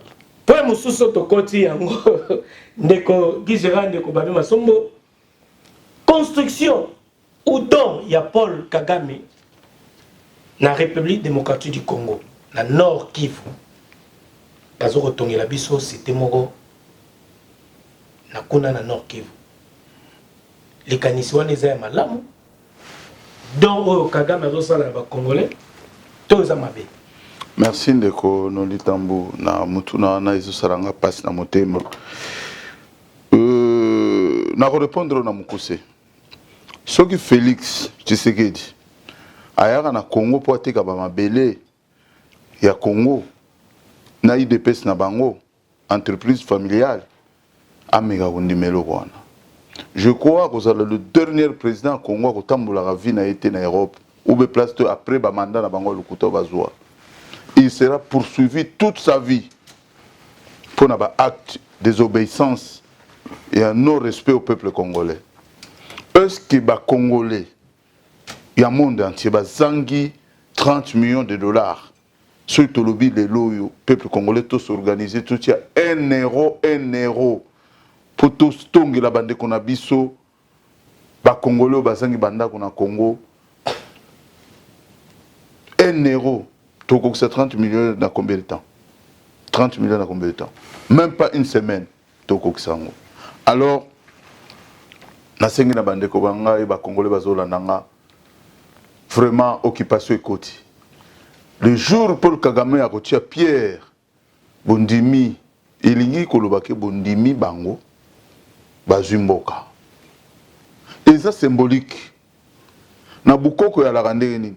Soki Bondimi eloko wana faut bo mela tamba bo kama tamba na mabele bo meka kotia tan zete moko boye ba ningi ba banda kotonga na manière mususu sur le baquet donc après le ba ko réclamer eza occupation oui ba tie Pierre na bango et puis ba ko revendiquer yango yango na sengi na peuple congolais to veiller partout peuple congolais ko landanga to banda ba marche partout peuple congolais ko zala na Goma wana botelemela eloko wana soki comment ça fait-il Paul Kagame atteint 30 millions na basoda ba kotonga. Donc cela veut dire il s'impose. Donc place où on a ce peuple congolais ba atteint ba civil, ce qui ba yé ba kobuka na butu. Donc il faut pas préparer que ba militaire ba uzala na ba arme pour ba kinga la cité wana. Donc ba toubele ba zo yebate occupation yango wana. Israël fait comment pour s'occuper la Palestine? Il vient avec les bulldozers. Ba raser un coin moko boy. Ba tongi nani ba bengango ba ndako moderne. Tango ba kokota wana directement ba s'installer et comme territoire israélien. Mais lobby o bazali place wana bazali banane ba palestinien. Donc peuple congolais, c'est le moment. C'est pour cela na zozonga toujours. Nous devons s'organiser. Le temps de la libération 2023 ba masabatika ba aventure. To vendre la place moto raisonner. Et loko oyo parce que en 2023 on a répété chaque émission. Soit c'est le Congo qui gagne, soit nous devons perdre le Congo. Alors pour perdre le Congo, il faut tous en un langage moko bisotu. Tout le système Paul Kagame na occupation. Occupation en tant que occupation, ce n'est pas justement occupation rwandaise. Il y a l'occupation occidentale aussi. Il y a l'occupation ougandaise. Il y a l'occupation centrafricaine. Il y a l'occupation du Congo-Brazza. Tous ces gens-là, ils sont chez nous. Mais le peuple congolais ne veut pas toujours vivre quand on a des discussions, mais vous ne regardez pas ce qui est en face de vous. Il y a un Sengi na Félix Tshisekedi a sacrifié famille na été. Mais surtout toi Balekinzela. Vaut mieux à qu'il ne stopper et pas à beau frère naé makambo ba solola na kuku. A qu'il ne koloba peuple congolais surtout na lobi naé kulutu. Omoni mabele wana. Eza mabele ya batu. Ceux qui autorisé eloko wana. Il y a un conflit oyo koti na bato ya est. Vi na mobimba na bana na ba koko na ba bana kolanda. Donc c'est le moment ozana ba conseil ya bato ya est. Ba koyebisa yo ke kuna balimbisaka te. Ba vivra na rancune. De tovanda yango na motema. Donc Paul Kagame n'a pas droit de construire parce que Rwanda n'a assisi kotonga ngote. Masali donc na bataille nini ya. Tozana besoin ya do ya Paul Kagame te. Mutu nyonso na Congo pesa donc mutu nyonso. Omoni Sofié. Kolotu Gijera nini ko koloba na likambo wana. La sur qui question ya construction ou don ya Paul Kagame alors bon mabe c'est leki bato volcan et salami pour se faire pardonner pour na luka moi sympathie na sala moi don ya moi 30 millions na tonga cité moko pour na bato bakima kina volcan na ba pe matawana pour na se faire pardonner malamu to mabe. C'est la question malamu mabete. Moi je vois pas pourquoi il viendra dans notre esa question ya malabu ou mabeti. D'accord. Et c'est la question que Azana droit mon côté parce que yé mo vivre en assistance à part Moïbe ba or na ba kolta na biso. République na yé vivre en assistance. Il y a monde entier qui ne le sait pas. Azana budget na yé peut kokaibuta libanda de lui-même qu'est-ce qu'il a. Et puis il y a des poches, il y a pauvreté makasi coule quand même na Congo. Il y a 30 millions de gens. Ce qui est à biso moroté avec bon bénéfice na sali na pesa bango ta 10% on a 30 millions. Et si ayekotia ayekotonga na basoda na ye. Qui dit pas qu'il a reçu biloko mabewa. Qui dit pas qu'il a ko implanter bande ko na yo wana. To yem ta tongi ya kolo ba ke bango na lingi babane na munengu to babanda wa. Oui, c'est ni. Moi je vois pas tout un cabinet de la présidence. D'accord.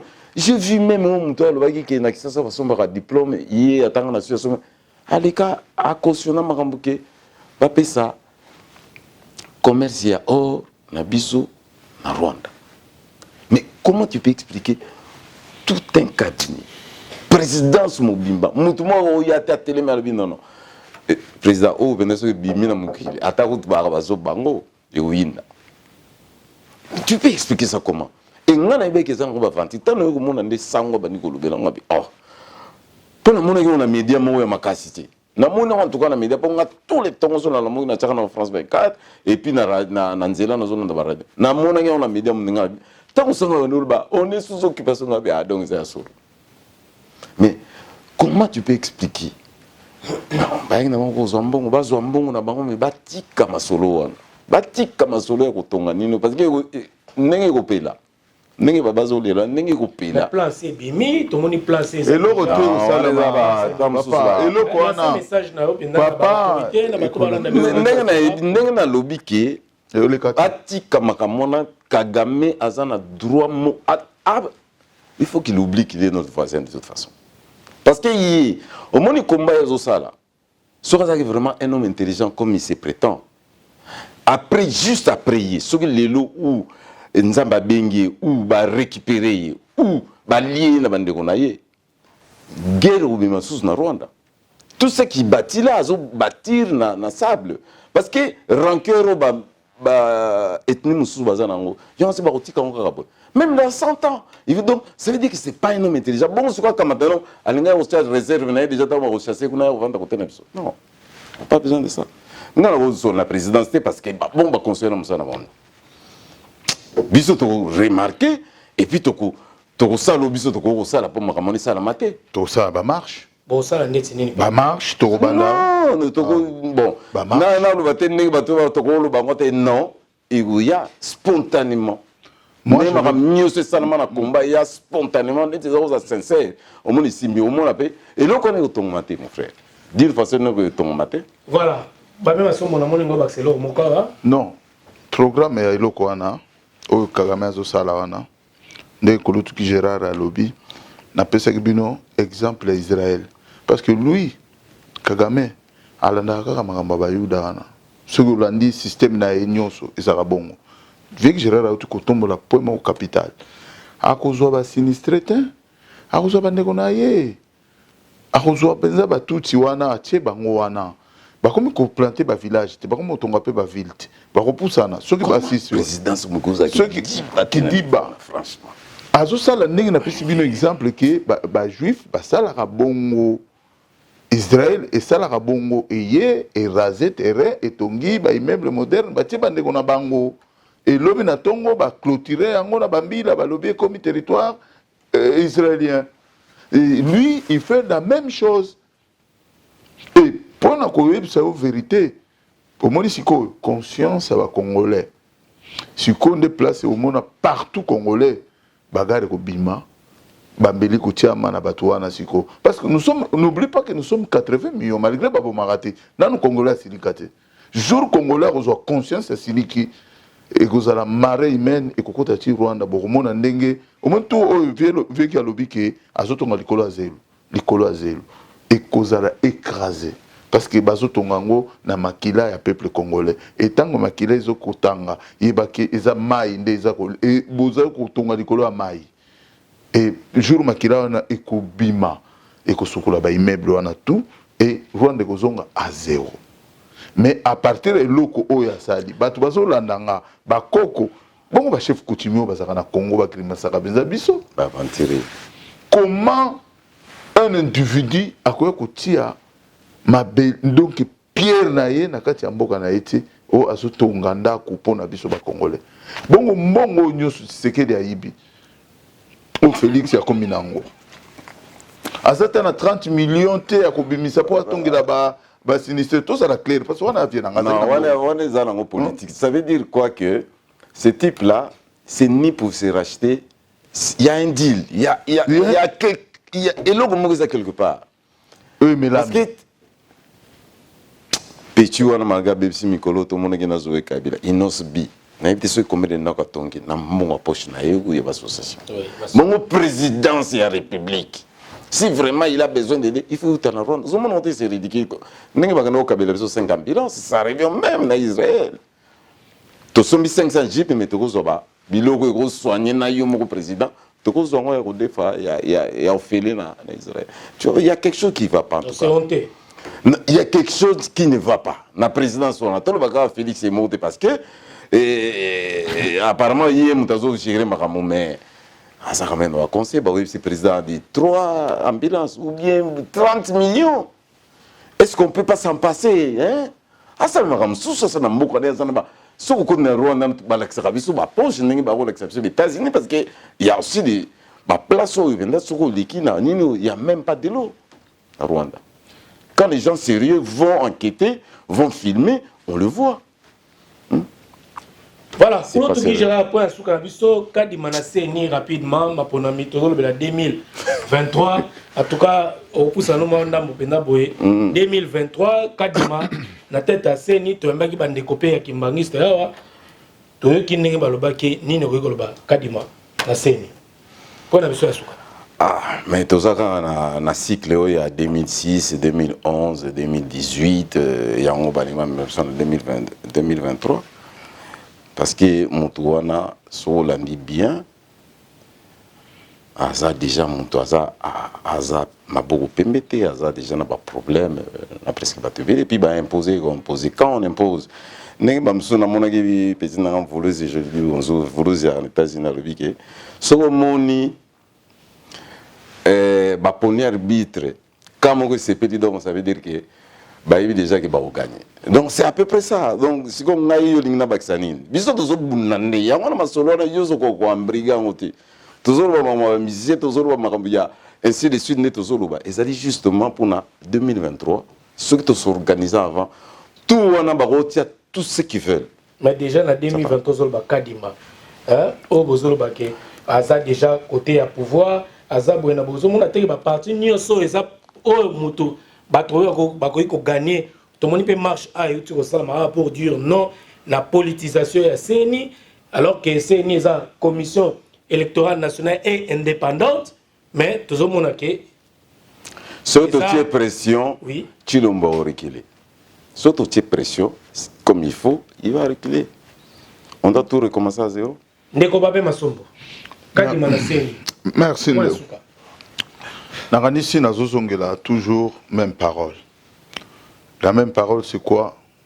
Nous devons se réunir la diaspora. Tout sangana biso nyonso tobima liloba moko. Tout tika système tozanango ya koakize baninga pour rien pour diviser pour mieux régner. Ce n'est pas bon. Au moins il risque au batie kadimana.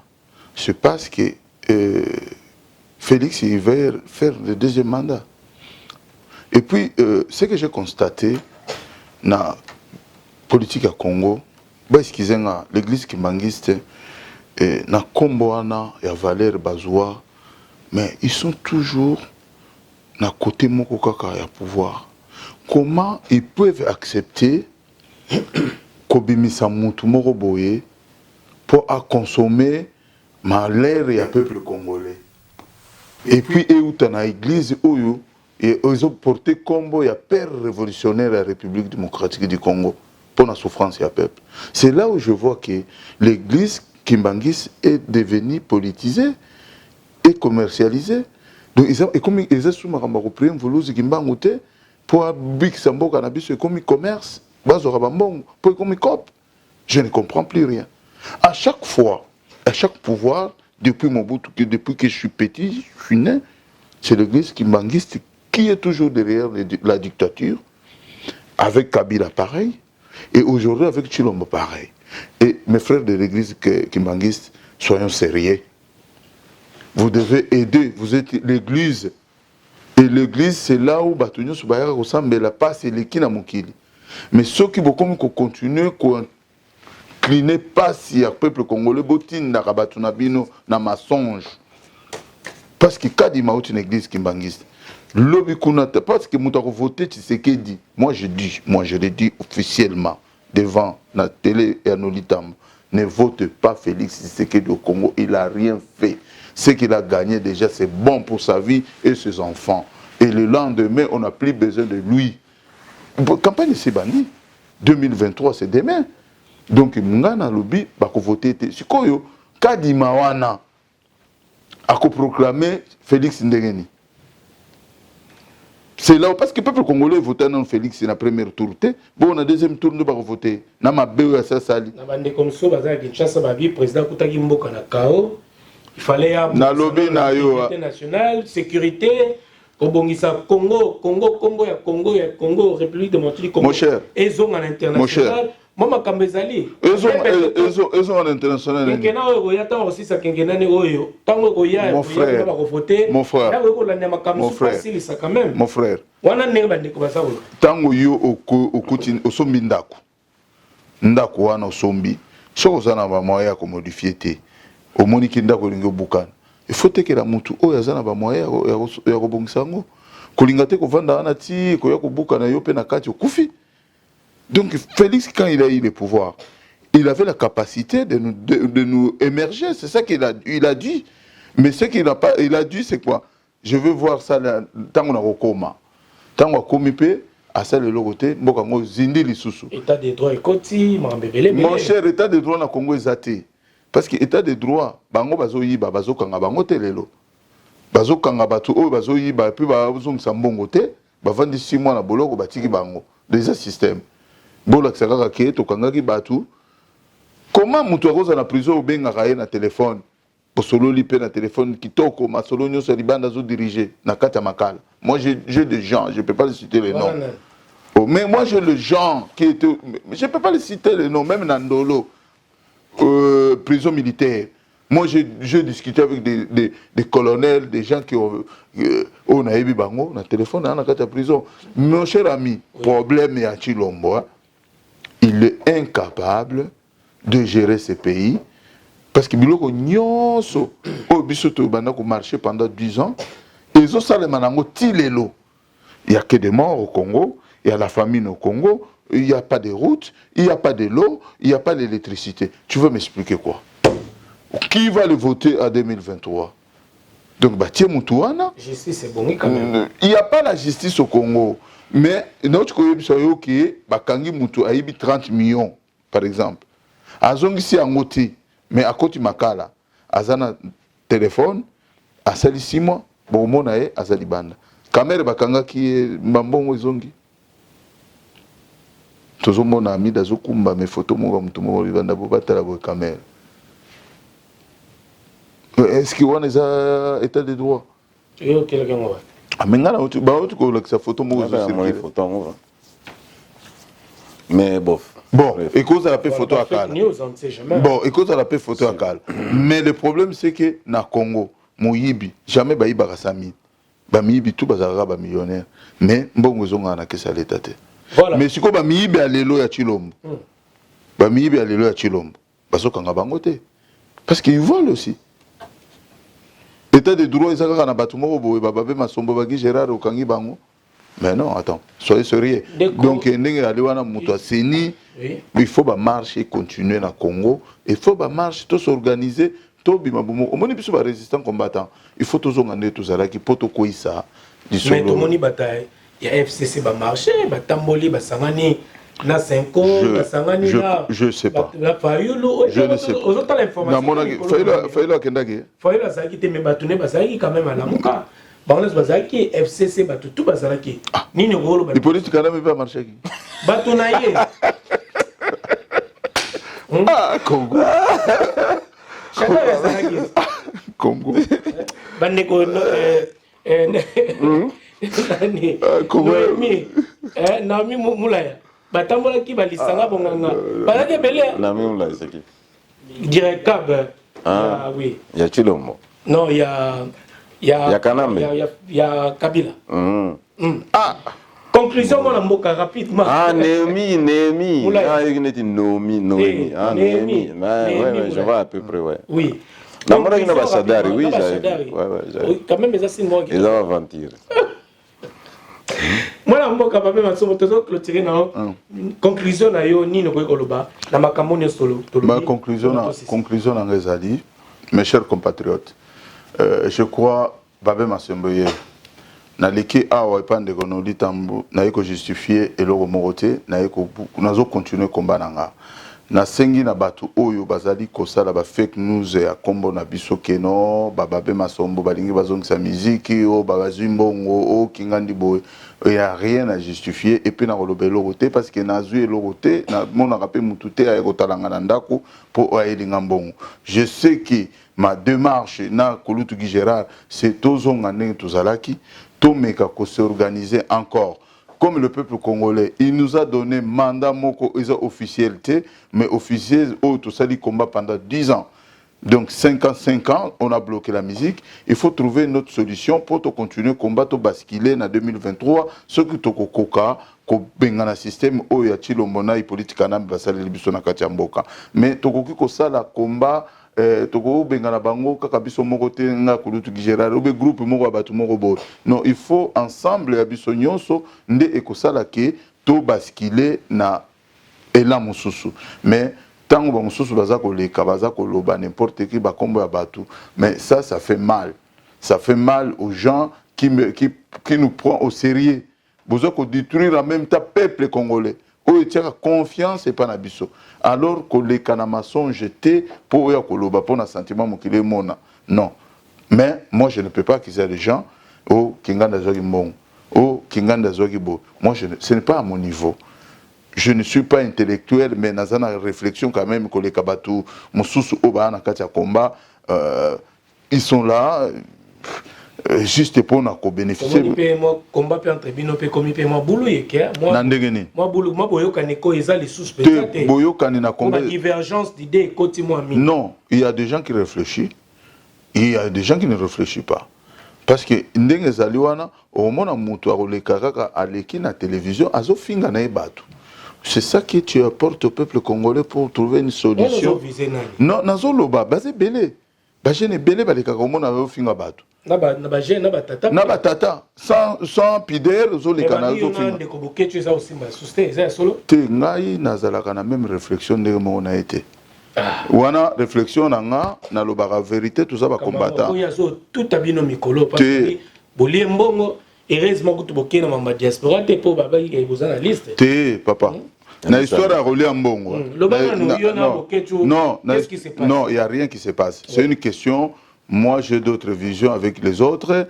Et toujours kutana na ba place de Jésus na ba téléphone, ba te belé toujours sur la peau, toujours solution, tout basculer pouvoir wana na 2023. Et tolingi koti kamutunyo sur libandate. Il faut que sur la plateforme nyonso. Donc il doit avancer quand même. Tu dois avancer tout peut ça mécanicien.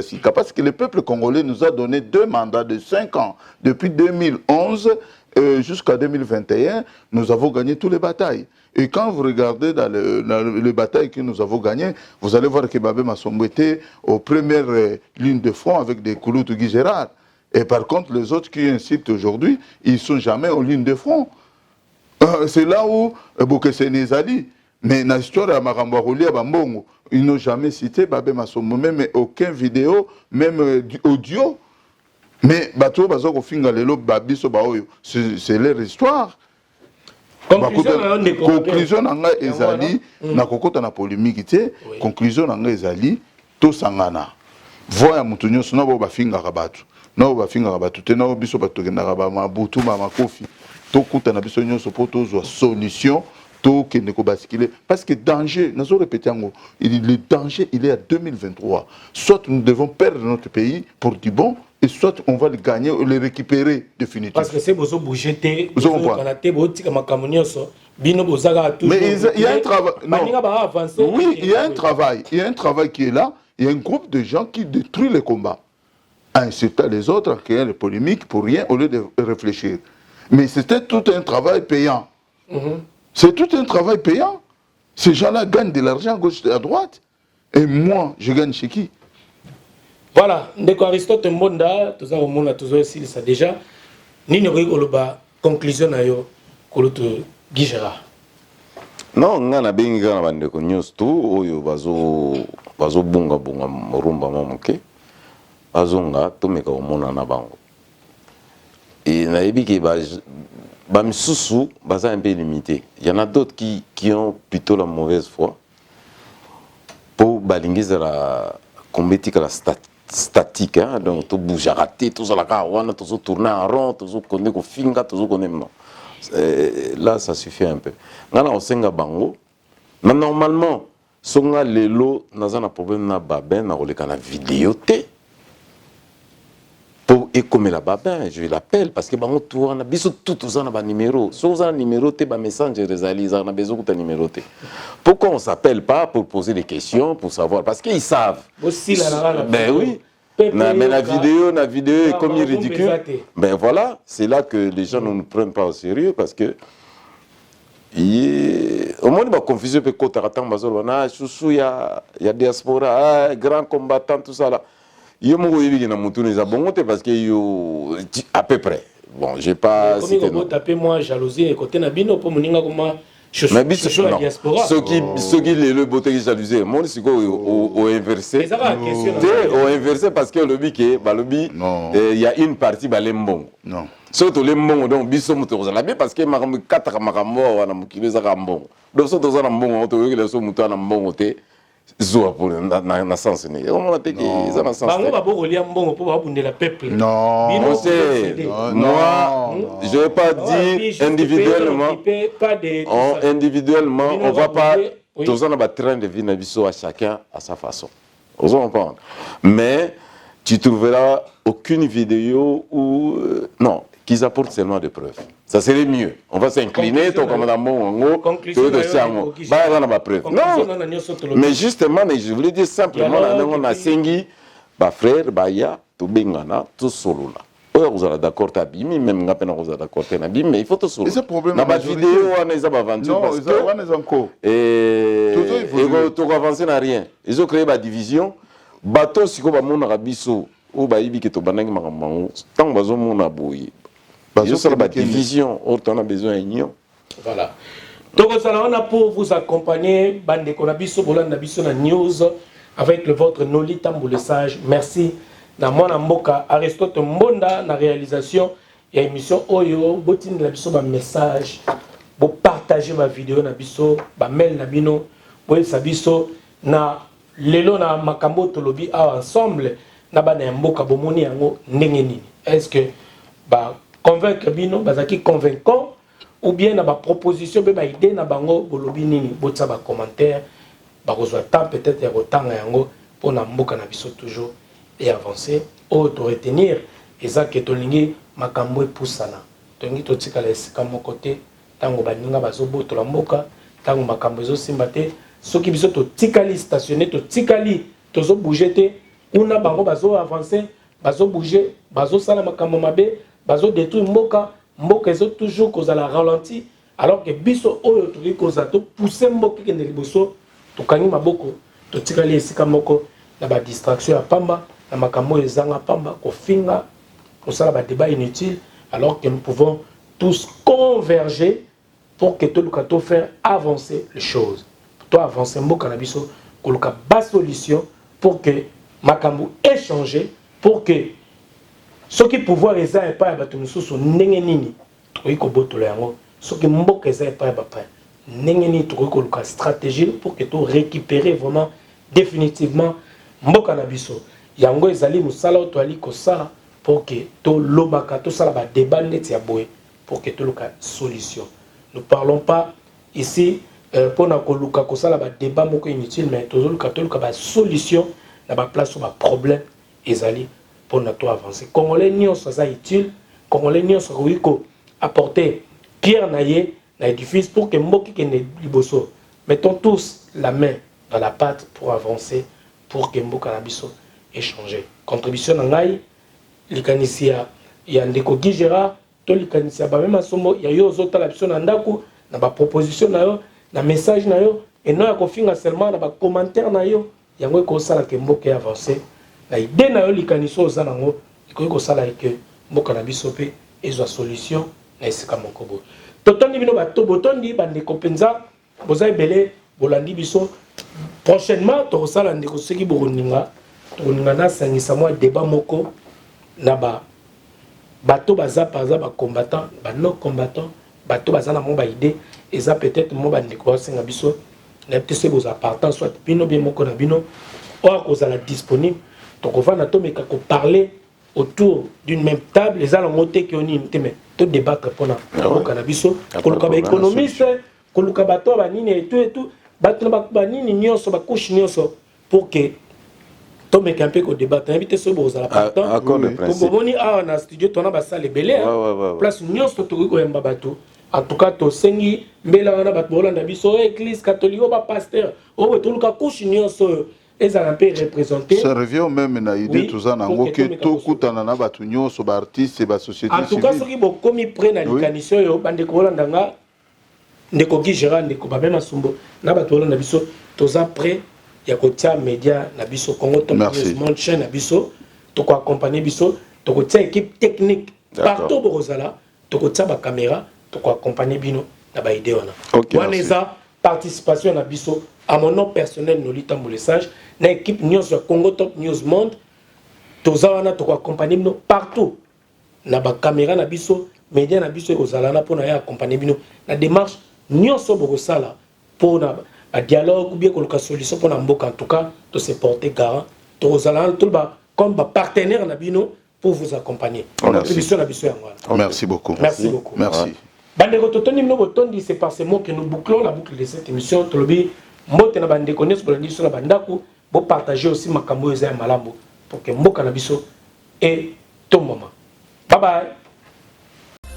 www.congotopnews.com. Ok, c'est le Prince Dodge. Grosse dédicace et grosse force à Noli Tambou le Sage. Journaliste numéro 1, on est ensemble comme jamais, les choses se passent. Oh. Noli le Sage, Noli, journaliste numéro 1, on a tout kin. C'est Maître Gims. What I know.